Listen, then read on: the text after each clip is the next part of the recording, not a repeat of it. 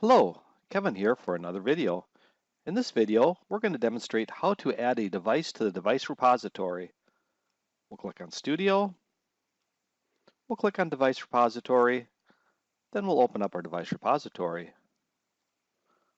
Now all we need to do is press Add. We'll give the device a name, and we'll call this First Motion Detector. Device ID is a very important field. This is what we'll be looking for within the message to identify the device that actually sent the message. We're going to call this MOT001. So any messages sent by First Motion Detector will have a MOT001 as its device ID.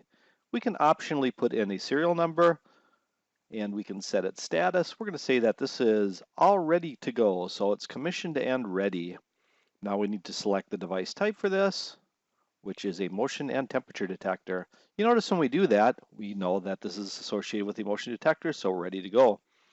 We also have some ability down here to associate a user with this device, and we can set a watchdog on it, so if it doesn't receive messages within a certain amount of time, our watchdog timer will trip. All we need to do now is press save,